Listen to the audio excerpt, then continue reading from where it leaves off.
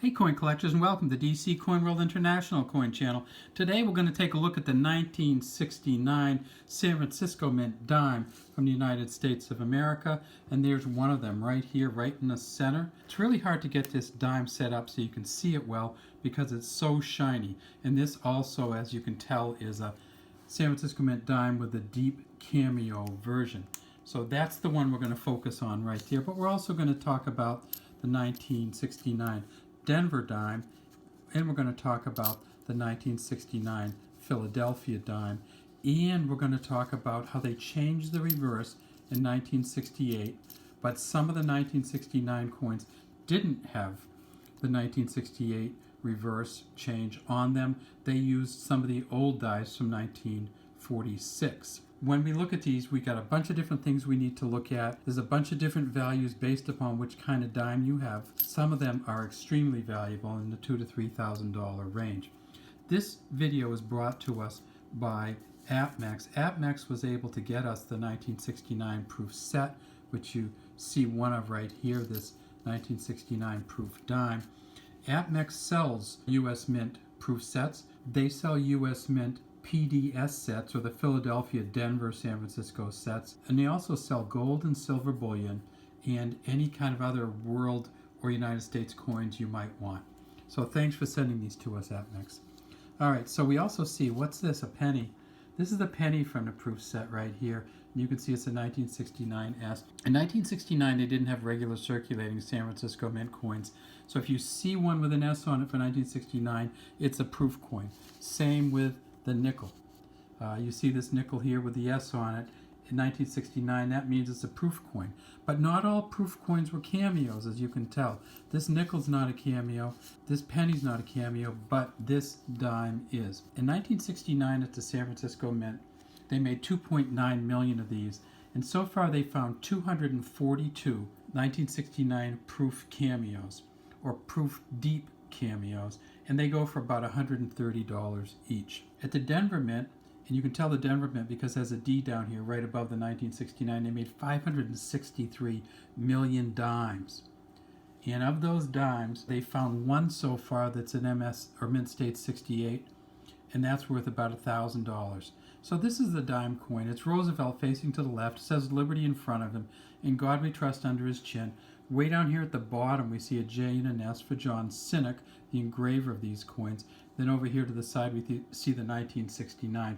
And you'll see that this isn't in great shape right here, but that's a lot of the 1969 coins didn't have great detail on them. And then finally, for the third of the mints that made these, it was the Philadelphia Mint.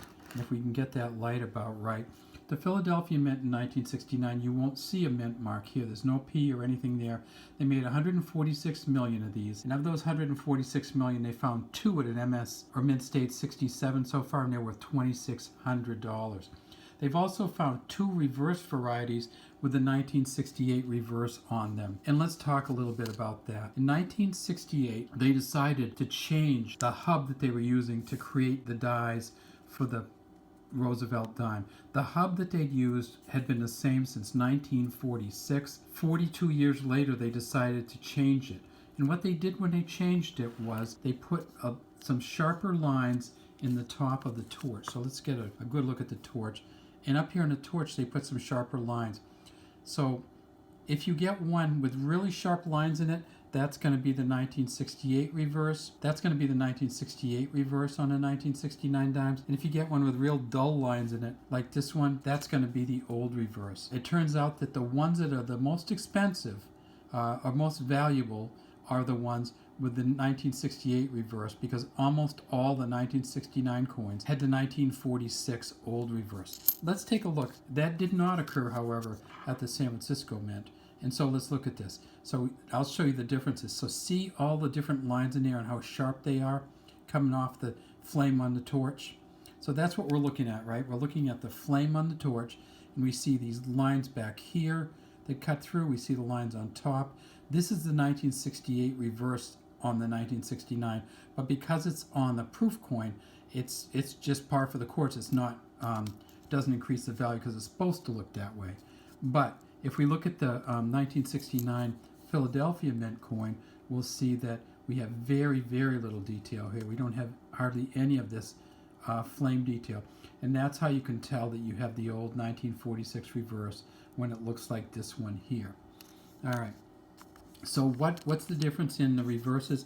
If you can get the 1969 Philadelphia coin with the 1969 reverse on it, it's worth about $300. And they've graded and recognized, PCGS has, Professional Coin Grading Service has recognized two different varieties of this 1969 1968 reverse, and they have graded them. Those are worth about $300 each. They've also found the 1968 reverse on some of the Denver Mint coins, and those are worth somewhere around $300. But they also found, and they found one other thing on the Denver Mint coins, and that is they found some repunched mint marks on the Denver Mint coins and some double die obverse. So when you get a 1969 Denver Mint coin, look for any doubling on the lettering, and also look for any double punching, on the D Mint mark. All right, that's all we have today from the DC Coin World.